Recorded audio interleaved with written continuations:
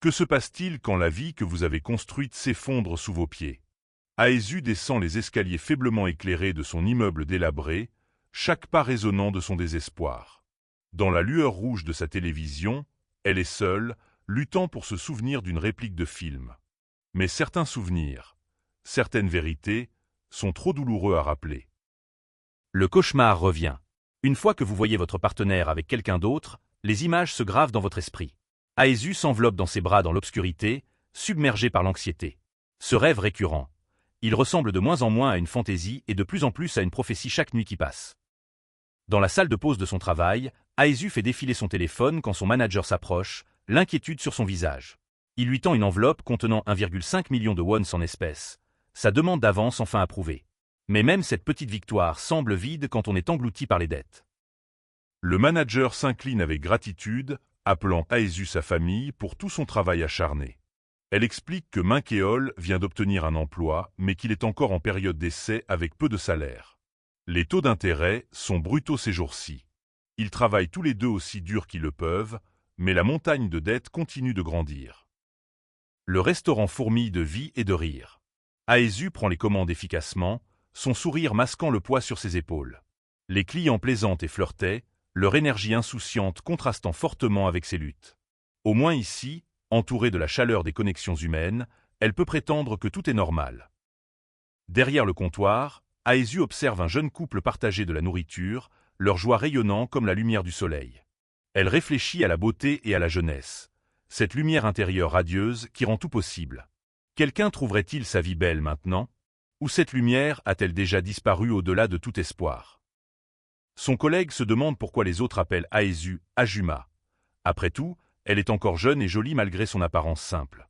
Il partage un moment de jeu avant qu'Aesu ne descende l'escalier faiblement éclairé, les compliments de son collègue résonnant dans son esprit. Ce sourire éclatant, ce cœur innocent. Dehors dans l'ombre, Aesu contemple la vérité cruelle sur la beauté.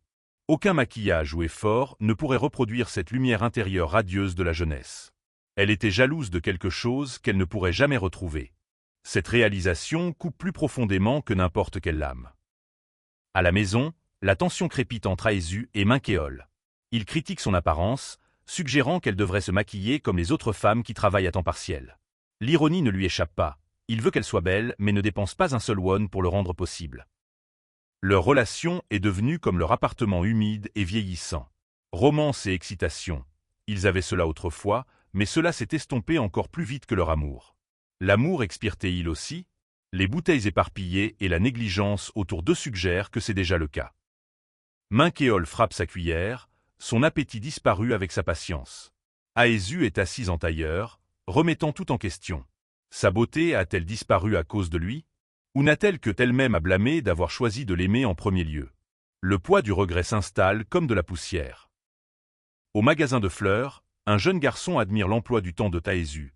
Barbecue coréen les après-midi de semaine, réception de motel le week-end, magasin de fleurs le matin. A-t-elle une machine à voyager dans le temps? Elle le souhaiterait.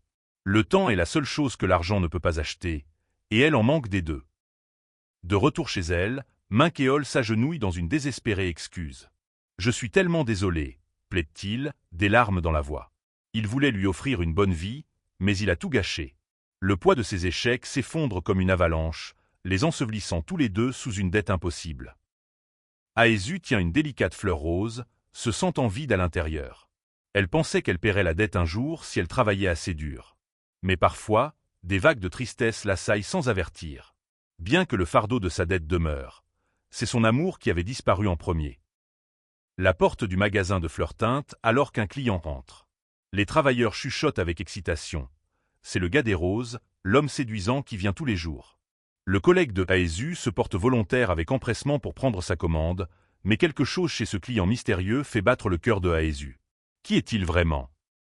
Le bel inconnu se tient au comptoir dans sa veste noire à fourrure, les cheveux sombres tombant sur ses yeux. Quand il affiche ce sourire charmant, Aesu ressent quelque chose qu'elle n'a pas ressenti depuis des années. Ses yeux brillent littéralement. Pendant un instant, elle se souvient ce que c'est que d'être vivante. L'homme mystérieux tapote le comptoir avec impatience, prêt à passer sa commande.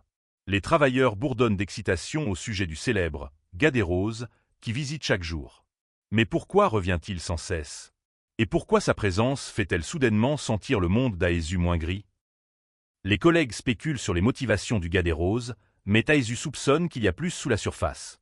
Quand il commande son bouquet habituel de roses avec ce simple « oui », elle ressent une chaleur inattendue. Sa simple présence semble chasser les ombres qui ont consumé sa vie. Aesu touche la rose rouge dans ses cheveux, perdu dans ses pensées. Certaines personnes vivent sous les projecteurs comme des personnages principaux dans des romans, tandis que d'autres s'effacent dans l'ombre comme des figurants sans nom. Elle avait toujours été personne de spécial, invisible, oubliable, sans valeur. Jusqu'à maintenant. Le gars des roses accepte son bouquet enveloppé de noir avec une contemplation silencieuse. Contrairement à Aesu, qui avait toujours été une personne ordinaire, il se tient avec la confiance de quelqu'un qui appartient sous les projecteurs. Peut-être est-ce pour cela qu'il a laissé une si profonde impression sur son cœur brisé. Les collègues ne peuvent pas croire qu'Aesu n'ait jamais remarqué le magnifique client qui vient chaque mercredi matin. Comment a-t-elle pu manquer un beau comme ça? Leur incrédulité joueuse remplit le magasin de fleurs de rire, mais Aesu réalise qu'elle a traversé sa propre vie comme un somnambule. Son collègue insiste sur le fait que le gars des roses la regardait totalement tout le temps. Mais pourquoi un homme plus jeune s'intéresserait-il à elle? L'écart d'âge semble insurmontable. Pourtant, alors qu'ils discutent de beauté et d'attraction, quelque chose scintille dans sa poitrine. L'espoir, dangereux et fragile. Aesu réfléchit au compliment de son collègue, gêné mais touché. Elle réalise que la seule personne qu'il a jamais appelée jolie était son collègue, pas l'homme qu'elle a épousé. Quand son collègue suggère de donner une chance au gars des roses, la réponse défensive d'Aesu révèle la vérité qui change tout. Minkeol rentre chez lui épuisé, jetant sa mallette avec un « je suis à la maison ». Il se change de son costume, demandant du thé avant d'aller se doucher. La routine semble mécanique, vide, deux personnes partageant un espace mais pas une vie. Dans leur chambre sombre, Minkeol se redresse en étudiant la forme endormie de Aesu. Malgré tout, elle a encore toutes ses courbes. Même la petite amie jeune de son ami n'a pas un corps comme le sien. Ses pensées deviennent physiques alors que le désir s'éveille, mais quelque chose semble fondamentalement faux. Minkeol admet que cela fait un moment qu'ils n'ont pas été intimes.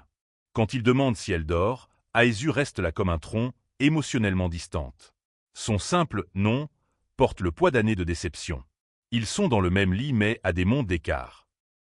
La chambre devient un champ de bataille de ressentiments non exprimés. Aesu prétend qu'elle est juste fatiguée, mais la frustration de Minkeol explose. « Pourquoi est-ce que j'essaie même ?» s'écrie-t-il, l'accusant de jouer la martyre avec ses emplois à temps partiel. Leur mariage est devenu une guerre que personne ne peut gagner. Chaque matin à 6 heures, Aesu prépare un ragoût frais parce que Minkeol ne prendra pas de petit déjeuner sans cela et déteste les restes. Elle garde le silence pour ne pas le déranger, préparant des repas qu'elle ne mangera pas avant de se précipiter au travail le ventre vide. L'amour est devenu servitude. Aesu salue son collègue avec une gaieté forcée alors que son estomac grogne bruyamment. Elle se dit que c'est acceptable d'attendre jusqu'à l'heure du déjeuner, mais son corps trahit le coup du sacrifice constant. Combien de temps peut-on vivre avec des faux sourires? La porte du magasin de fleurs teinte alors que le client mystérieux entre à nouveau. Aesu le reconnaît immédiatement.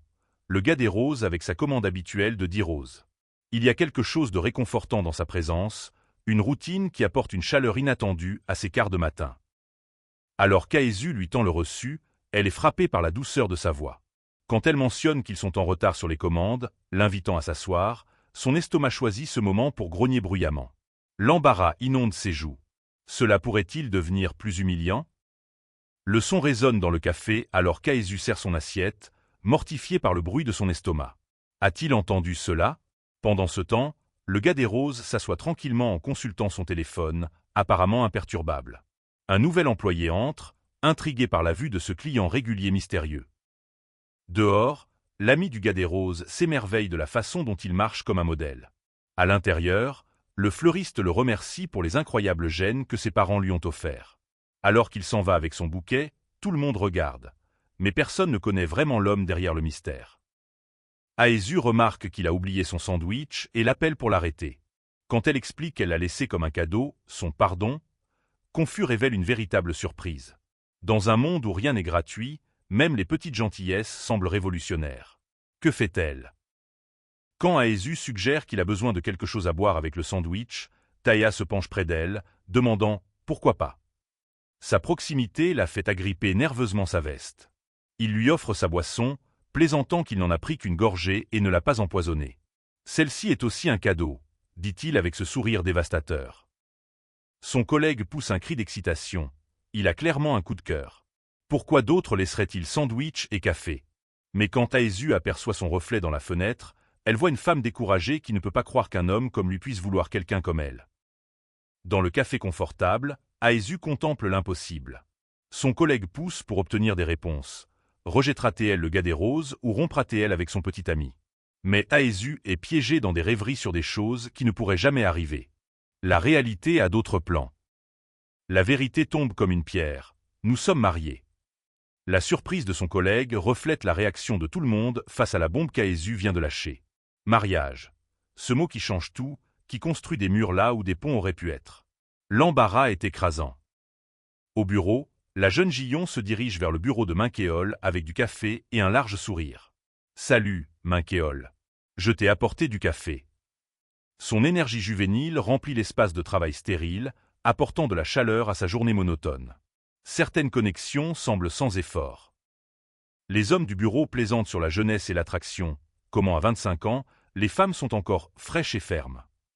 Minkéol rit pour lui-même, amusé par leurs observations grossières. Le gobelet de café jeté indique « bonne journée ». Mais la bonne journée de quelqu'un pourrait ruiner la vie d'un autre. Les commérages continuent au bureau, alors que les collègues remarquent l'intérêt évident de Gillon pour Minkéol. Elle a des petits cœurs qui sortent de ses yeux, taquine-t-il. L'atmosphère joueuse masque quelque chose de dangereux qui mijote. L'attraction au bureau a déjà détruit des mariages. Minkéol résistera-t-il à la tentation? Ses collègues l'encouragent à donner une chance à Gillon. Elle est définitivement agréable à regarder. Après un moment d'hésitation, Minkéol décide « je vais ». De retour chez lui, il demande à Aesu comment s'est passé le travail tout en se prélassant tranquillement. Le contraste entre sa flirtation au travail et sa routine domestique est choquant. Leur conversation coule avec des plaisanteries familières alors que Minkéol suggère avec espièglerie des projets de mariage futurs tandis qu'Aesu nie le harceler. Mais sous les taquineries confortables se cache une distance croissante. Quand il mentionne avoir besoin d'argent, elle acquiesce simplement, leur relation réduite à des transactions financières. Minkéol demande des informations sur le parfum, ne voulant pas avoir l'air d'un vieux homme poussiéreux comparé aux étudiants. Quand Aesu remet en question sarcastiquement la dépense de 200 000 wons, il insiste sur le fait qu'il a besoin de quelque chose de bien pour ses 30 ans. L'argent qu'elle gagne en travaillant 3 emplois. Il le dépense pour impressionner quelqu'un d'autre. Aesu calcule le coût du nouveau costume et des chaussures habillées de Minkéol, se sentant comme si elle versait de l'argent dans un puits sans fond. Quand on commence, on dépense plus qu'on ne gagne.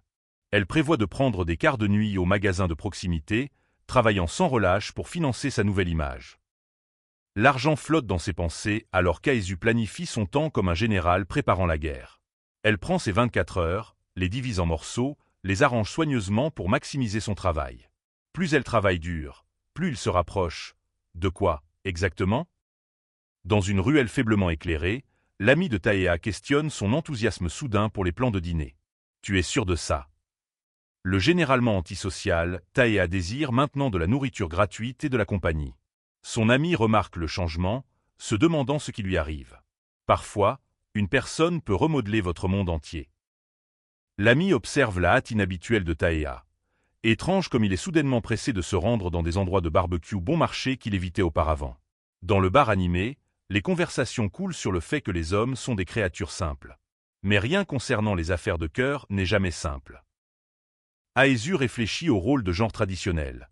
Les hommes comme pourvoyeurs qui feront tout pour leur famille avec des épouses intelligentes et attentionnées. Elle se souvient quand Minkéol était aimant et tendre, se demandant si c'est elle qui a tout gâché.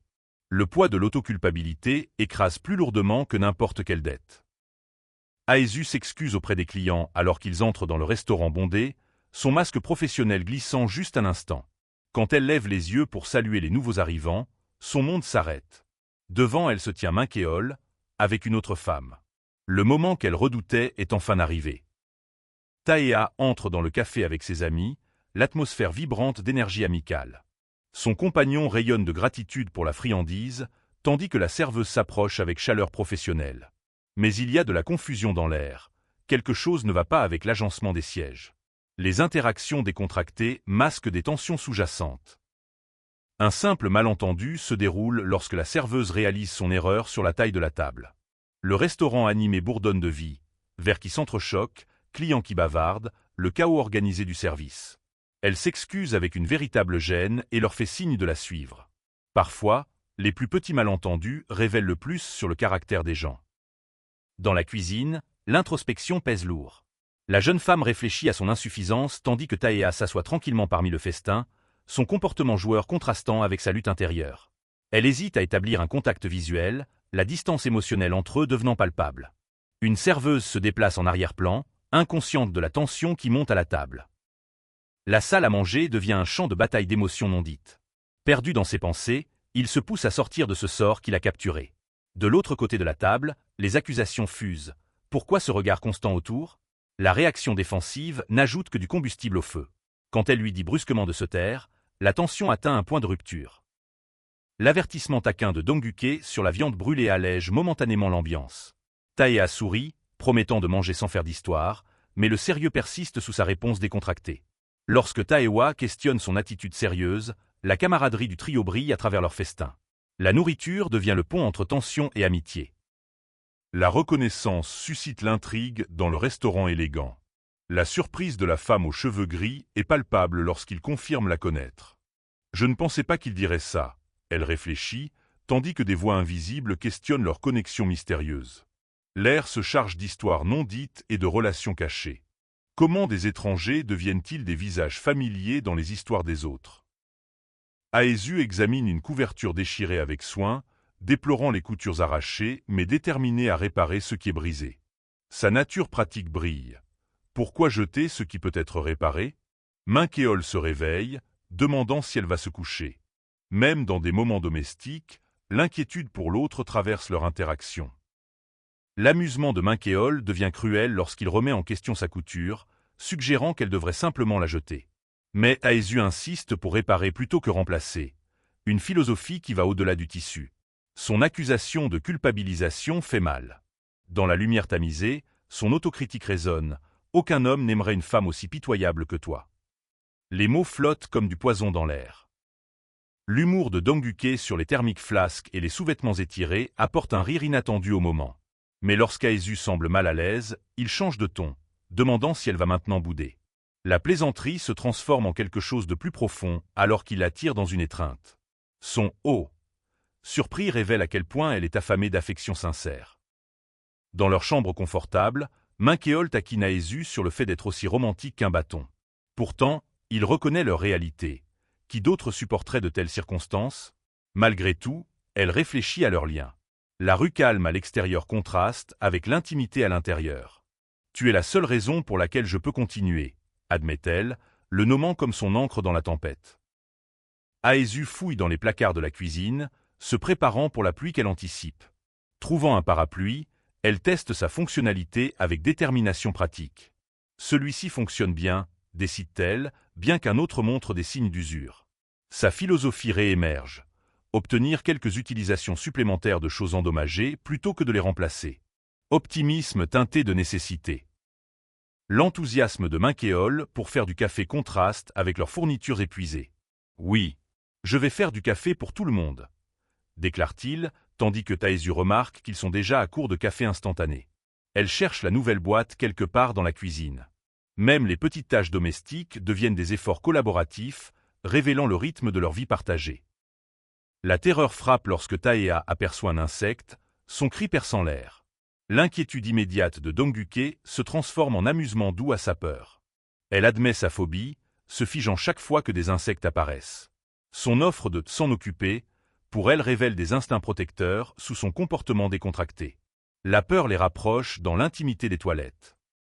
Dans l'espace de travail lumineux et rempli de plantes, le mystère s'intensifie autour du type des roses absents. Les employés expriment leur impatience et leur désir de son visage séduisant. Lorsqu'il apparaît enfin en vêtements sombres, l'atmosphère change avec anticipation. Reconnaissance et désir se heurtent alors que son arrivée déclenche des conversations qu'il n'entendra jamais. Certaines personnes portent leur propre attraction gravitationnelle. Le fleuriste bourdonne d'énergie nerveuse alors que Aesu exprime sa réticence à affronter quelqu'un. « Je ne suis pas prête à le voir encore », confesse-t-elle, se retirant pour conditionner des fleurs à l'arrière. Lorsque Taea entre, appréhensif et trébuchant sur ses mots, sa sortie rapide révèle le poids des sentiments non résolus. L'évitement devient son bouclier contre la confrontation émotionnelle. Sous une pluie battante, les murs émotionnels s'effondrent et se reconstruisent simultanément. Elle remarque son indifférence. Tu vois? Il ne me regarde même pas, la frustration se mêle à la résignation alors qu'elle décide de prendre le colis quand même. Demain, elle jure qu'elle lui parlera normalement. Mais ce soir, sous la protection du parapluie, elle espère que Minkéol a pensé à son propre. La pluie s'avère pire que prévu, la piégeant à l'intérieur avec des regrets. Le magasin de proximité semble impossiblement loin sans protection adéquate. Elle fixe son parapluie endommagé, déplorant sa procrastination à le remplacer. Mais je n'arrêtais pas de remettre à plus tard, réfléchit-elle, et maintenant regarde ce qui est arrivé. Parfois, de petits retards créent les plus gros problèmes. Aesu envisage d'appeler Minkéol, mais se retient, sachant son épuisement dû au nouveau travail. Sous le parapluie d'un inconnu, elle insiste sur le fait que ça va malgré la distance. L'inquiétude dans sa voix contraste avec son indépendance obstinée. La pluie devient à la fois barrière et catalyseur, forçant des moments improbables de vulnérabilité entre presque étrangers. Sous le parapluie partagé, l'inquiétude de Taea se manifeste par une gentillesse pratique. « Tu peux partager mon parapluie », propose-t-il, tandis qu'elle maintient une distance polie. La pluie refuse de cesser, créant une bulle intime autour d'eux. Son hésitation en dit long. Accepter de l'aide semble franchir une ligne invisible qu'elle n'est pas prête à franchir. Debout sous son parapluie, Aesu ressent le poids du cruel humour du destin. Chaque chemin l'a menée à ce moment avec lui, comme si l'univers se moquait de ses tentatives d'avancer. Le « soi implacable de la pluie noie ses pensées. Malgré l'embarras qu'elle anticipe, la gratitude l'emporte. « Merci », murmure-t-elle, se rendant à l'instant.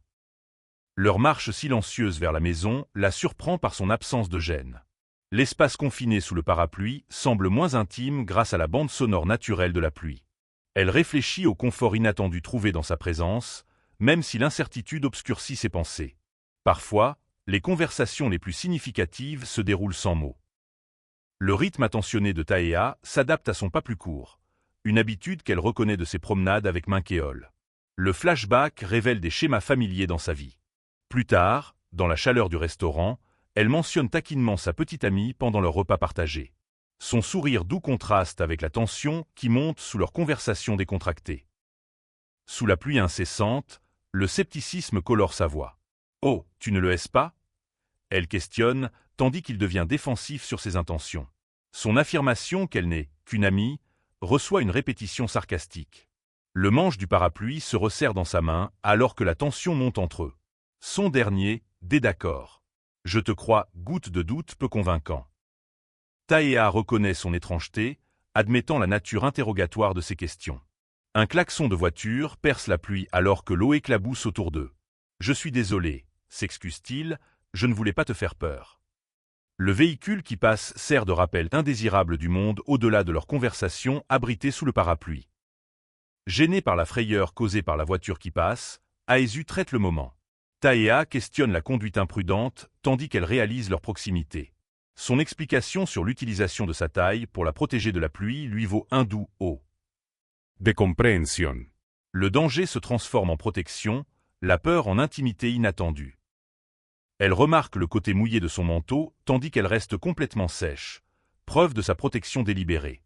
La réalisation déclenche un débat intérieur. S'agit-il d'une flirtation intentionnelle ? Sa contemplation sur les limites entre eux révèle les frontières soigneusement maintenues. « Pourquoi fais-tu tout ça pour moi ?» se demande-t-elle, cherchant ses véritables motivations. Pris dans sa gentillesse, Taea admet qu'il veut qu'ils soient des connaissances. Elle remet en question cette simplicité apparente, qualifiant sa déclaration de « un peu froide ». Leur échange verbal révèle des couches sous la conversation polie. L'âge devient une arme alors qu'elle note leur écart générationnel, tandis que la pluie intensifie leur confrontation intime. À sa porte, la gratitude se mêle à la finalité. Elle le remercie de l'avoir accompagné, tandis qu'il cherche à confirmer leur distance émotionnelle. « Restons des étrangers », déclare-t-elle avec une clarté douloureuse. Son « d'accord joyeux » et sa promesse d'être un « bon garçon » semblent être une acceptation et une défaite à la fois. Il s'éloigne, la laissant seule avec sa décision. Aesu réfléchit à l'intérêt de Taea pour quelqu'un comme elle, l'attribuant à la curiosité juvénile. Mais des préoccupations pratiques s'immiscent, Minkéol a oublié son parapluie. Son instinct de soin se réveille malgré la tension de leur relation. Elle résout de le récupérer au travail, l'amour se manifestant à travers de petits actes de protection contre la pluie. Debout sous la pluie avec son parapluie, l'appel de Taesu échoue à se connecter. Le message automatisé confirme sa peur. Ils se sont manqués. Pendant ce temps, une silhouette mystérieuse tient des roses derrière son dos, séparée de sa lutte. Son texto pour le rencontrer est probablement resté sans réponse à cause de son téléphone mort. Le timing devient leur ennemi. La surprise de Minkeol face à son sauvetage sous la pluie révèle une douceur inattendue. Mais la présence de son compagnon complique le moment. « Est-ce qu'elle nous regarde ?» remarque-t-il, tandis que Taesu présente maladroitement la femme comme ma parente. Les rues trempées par la pluie témoignent d'un triangle relationnel inconfortable, chaque personne gardant ses propres secrets. Sous des parapluies partagés, les explications coulent comme la pluie autour d'eux. La femme est un peu comme une cousine, et une comptable nommée Harry de son bureau. Le rejet décontracté masque des connexions plus profondes alors que Minkeol promet de voir Harry demain. Taesu traite cette information tout en se tenant dans la tempête émotionnelle entourant leur triangle. L'embarras colore la voix de Taesu alors qu'elle demande à Taea d'arrêter de faire un drame pour rien. Sa voix douce continue de résonner en elle, même après leur décision de rester des étrangers. « Je veux juste que nous soyons des connaissances », répète-t-il, tandis qu'elle réalise qu'elle a encore été embarrassante. La pluie devient le décor de leur dernière négociation émotionnelle. Le café éclate en chaos contrôlé alors que le personnel accablé crie à l'aide. « Gah !»« Je veux rentrer chez moi », résonne à travers la cuisine. Taesu propose de finir le nettoyage pendant que son collègue se remet d'un sentiment d'avoir été écrasé par un camion. La cloche teinte de manière sinistre alors qu'une silhouette en costume noir élégant entre, apportant une aura d'autorité calme à la scène frénétique. Le « type des roses » arrive comme une célébrité mystérieuse, provoquant une reconnaissance et une attraction immédiate. Pas possible. C'est le type des roses.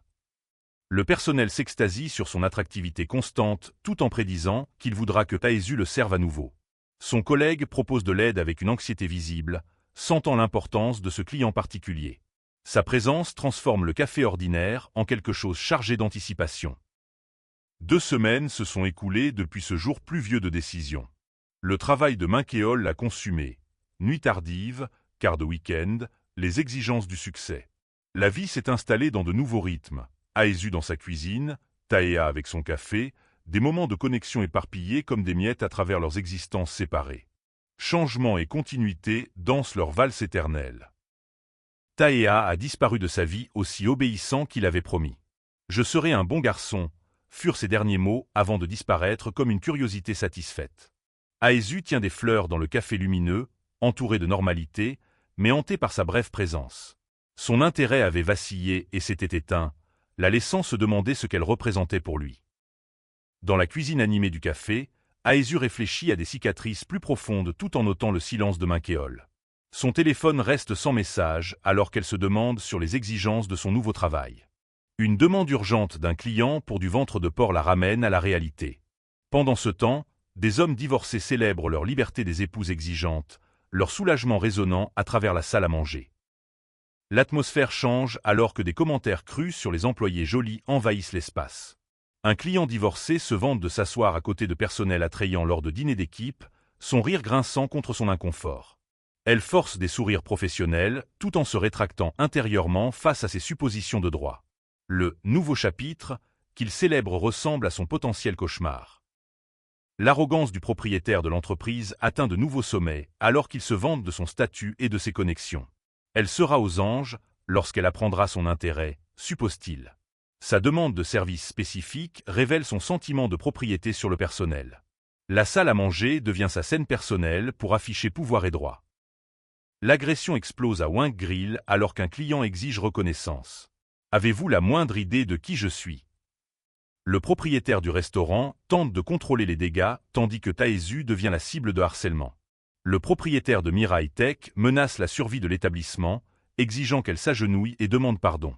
Le pouvoir corrompt l'acte simple de dîner en guerre psychologique. Le vitriol déborde comme du poison alors qu'il réduit Taesu à « juste une personne sans importance qui sert de la viande ». La tentative de respect du manager suscite fureur et menace. « Qu'avez-vous dit ?»« Respect you ». La cuisine devient un champ de bataille où la dignité lutte contre la désespérance économique. Les excuses sincères de Taesu résonnent à travers la tension, sa vulnérabilité exposée. Sur le sol de la cuisine, Aesu s'agenouille dans un véritable remords tandis qu'un collègue essaie de la réconforter. « J'ai mal parlé », admet-elle, prenant la responsabilité du chaos. L'homme musclé tend la main vers elle, exprimant sa propre culpabilité pour la situation. Parfois, la dignité exige de plier. Mais à quel coût pour son âme?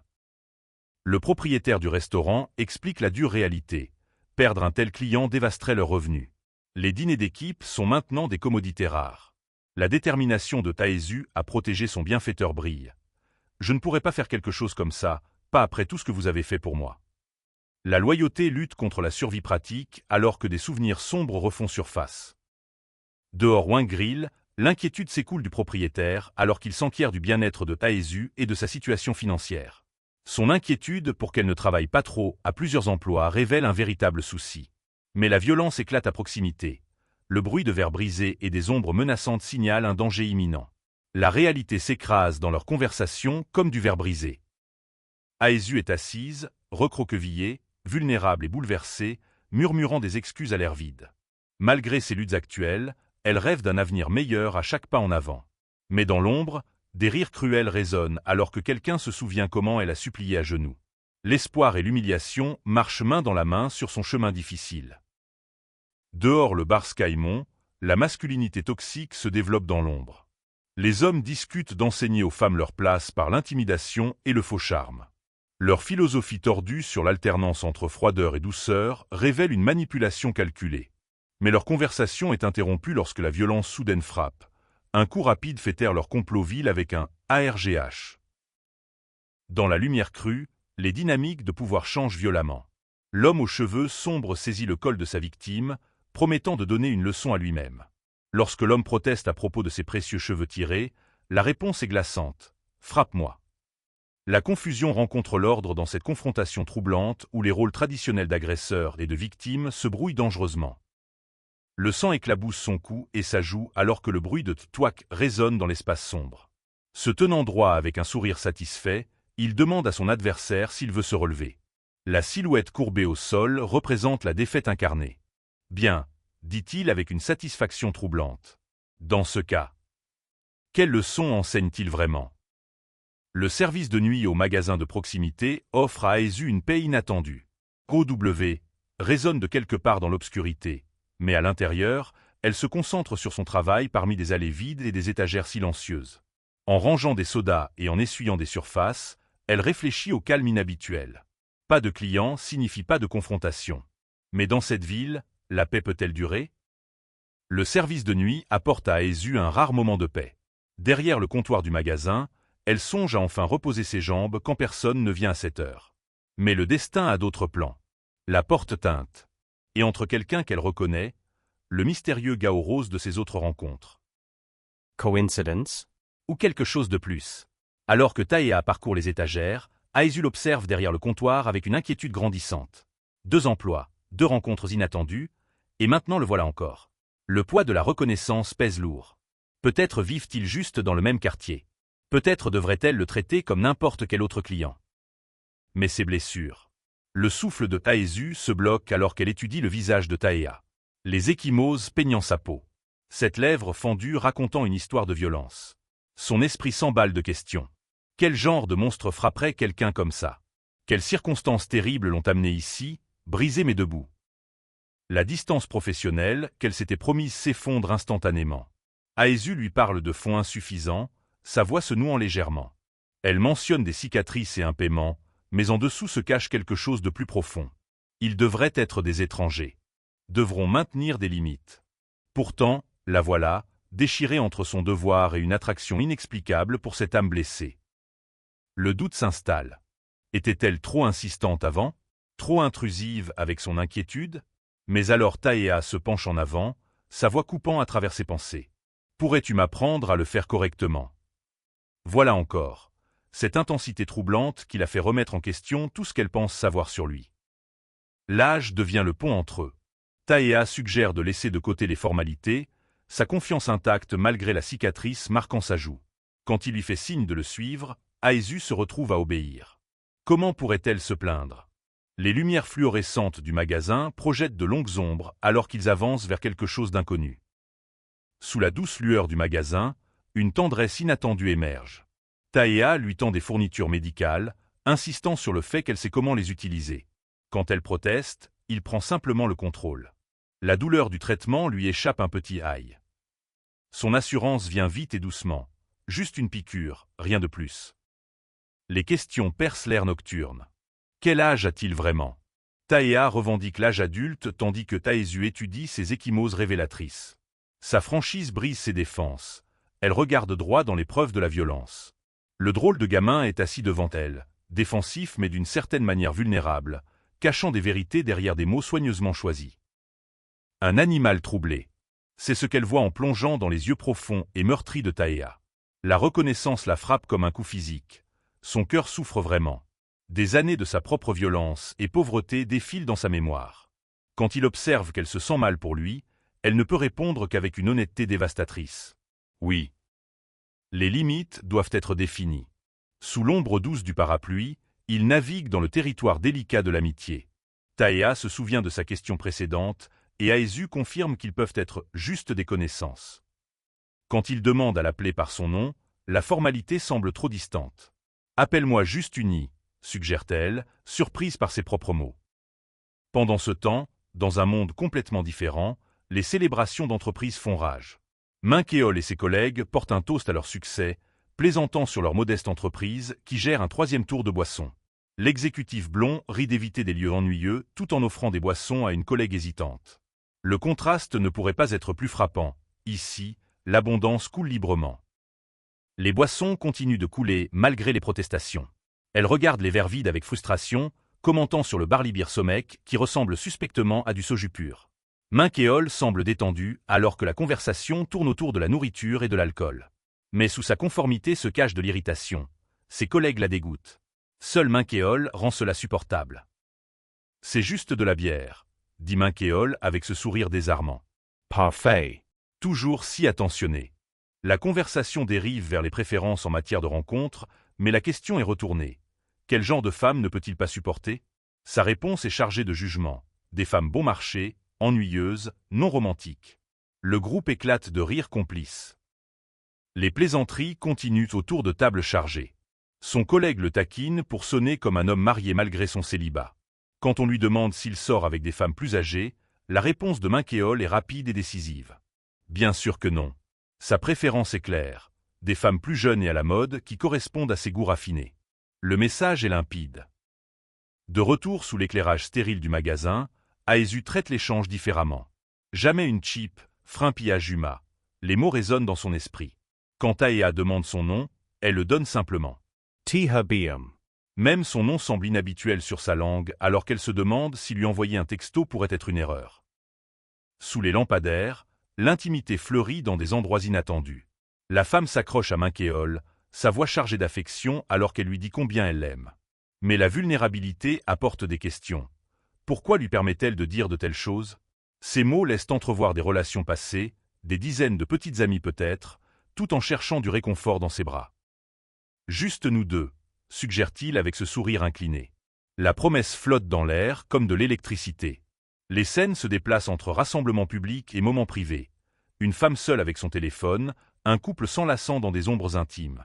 Le contraste raconte sa propre histoire sur le désir et l'isolement. Humidite suffocant. Comme les nuits d'été qui collent à votre peau, ou le goudron fondu dans l'asphalte chaud. Certaines émotions deviennent partie de vous, s'infiltrant à travers vos pores jusqu'à ce que vous ne puissiez plus dire où l'émotion se termine et où la chair commence.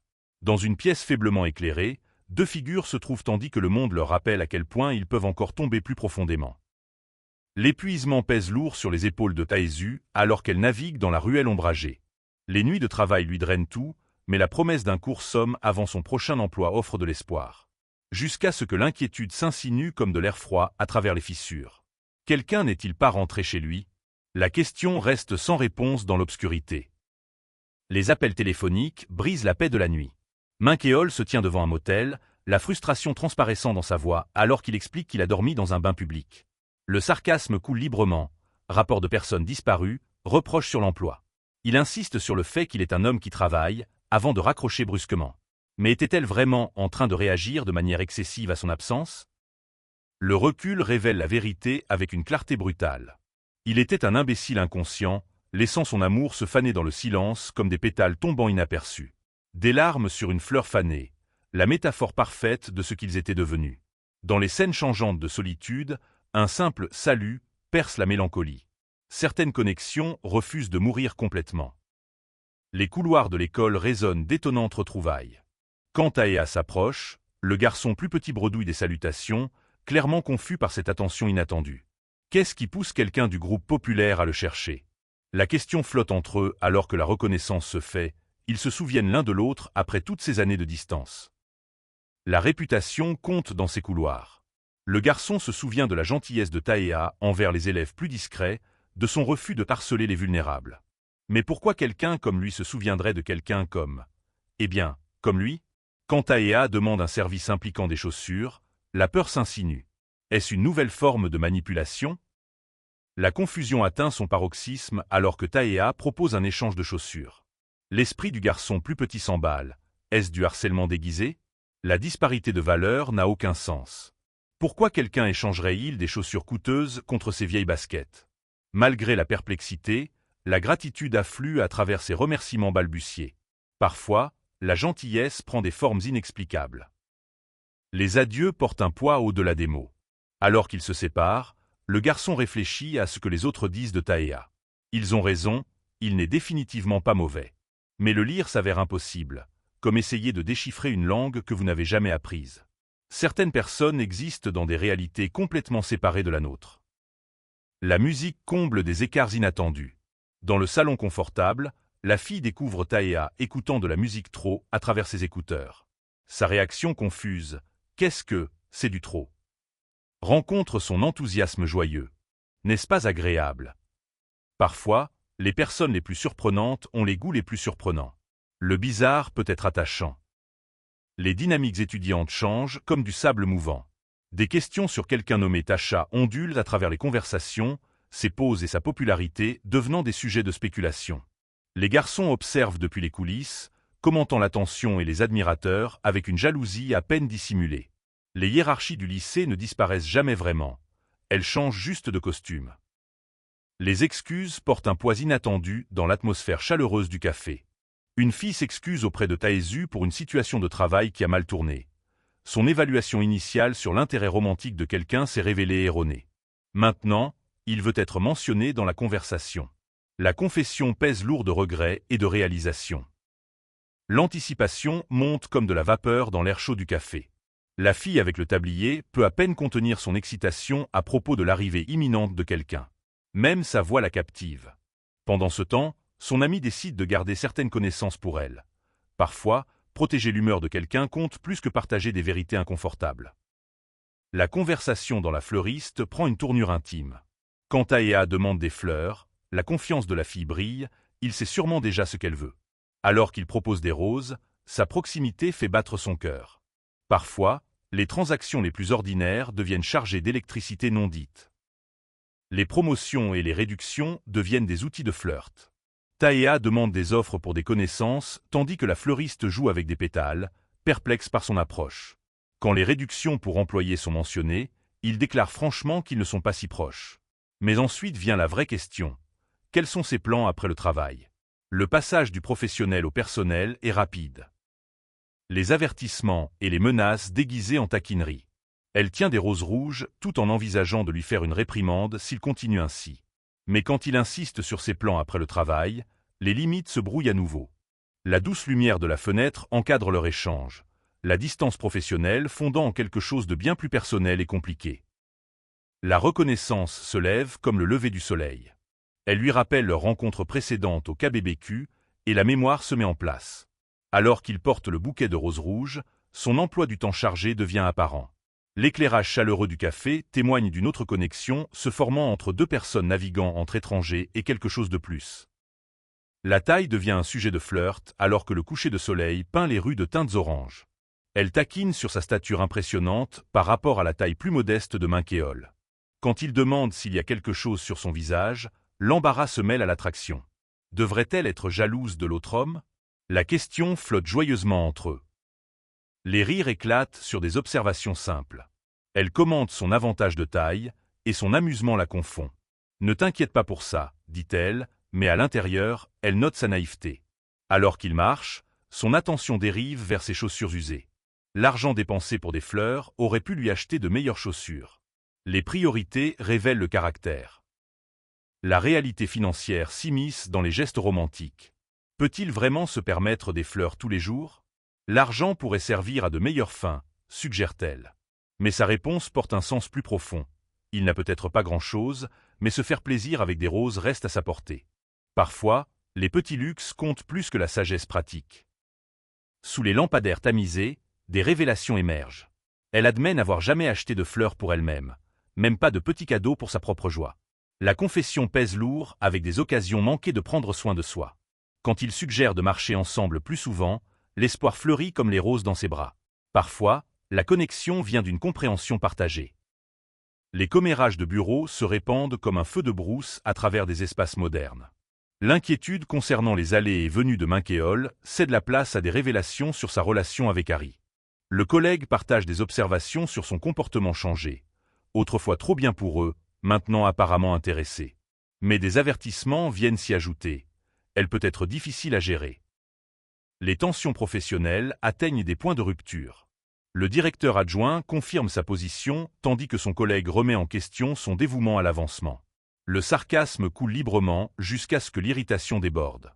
Les ricanements pendant les monologues l'énervent. Parfois, les hiérarchies au travail créent des fossés que de simples conversations ne peuvent pas combler. Les chuchotements suivent comme des ombres à travers des rues animées. Fils de pute, siffle-il. Ce loser. Des commentaires sur des clubs de striptease et des inaptitudes sociales traînent derrière lui. Mais à l'intérieur, d'autres dynamiques se déroulent, des moments intimes de soutien et de compréhension. Parfois, les jugements les plus cruels viennent de ceux qui comprennent le moins. Le doute s'insinue à travers des moments intimes comme du poison. Elle s'inquiète de trop avancer, se souvenant des avertissements sur les hommes perdant de l'intérêt après l'intimité physique. Mais il lui montre quelque chose de différent, unique en son genre. Alors que la passion grandit entre eux, ses peurs se dissolvent en halètements de connexion. Certaines personnes réécrivent complètement les règles. La possession se mêle à la gratitude dans des moments calmes. Comment a-t-elle eu tant de chance? Elle le veut complètement, refuse de laisser quelqu'un d'autre l'avoir. La note sur la préparation de ses côtes courtes préférées révèle un soin plus profond, l'amour exprimé à travers de petits actes domestiques. Certaines connexions exigent un engagement total. Les messages textes deviennent des bouées de sauvetage dans le monde moderne. L'encouragement de Taea arrive avec des autocollants de chat mignon, lui souhaitant bonne chance au travail, lui disant qu'elle peut le faire. Dans la douce lueur du bureau, elle sourit à son innocence. Il n'est pas encore devenu amer. Dehors, un autre homme réfléchit à la façon dont l'amour façonne des existences entières. Un comportement ivre et désordonné perturbe les milieux professionnels. Le client en désordre exige des chambres et des jolies filles, la confusion se mêlant à l'entitlement. Le commis garde son calme tout en traitant sa demande de carte de crédit. Mais ensuite, une autre présence entre, une silhouette en costume s'approchant avec une intention sinistre. Certaines situations s'intensifient au-delà d'un simple service client. Les jeux de pouvoir à travers le contrôle monétaire.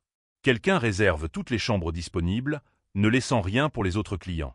L'homme frustré dehors ne peut pas comprendre pourquoi les établissements refusent son argent. Mais à l'intérieur, de plus grands jeux se déroulent, des achats complets servant des objectifs au-delà d'un simple hébergement. L'argent parle, mais parfois il crie. La célébration éclate d'un succès commercial inattendu.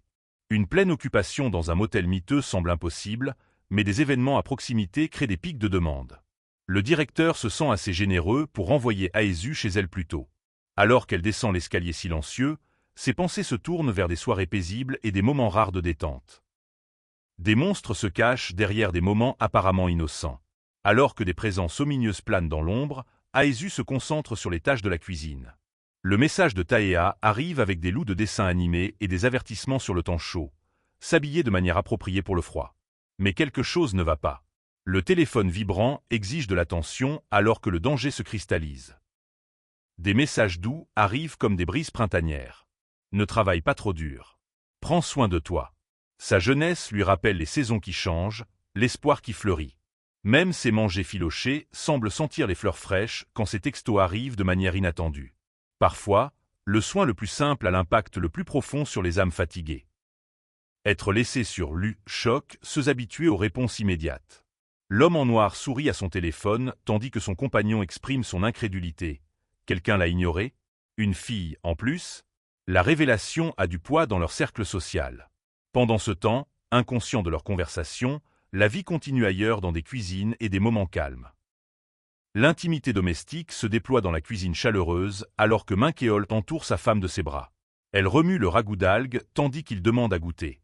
Leur échange ludique sur le refroidissement des aliments chauds masque des tensions plus profondes.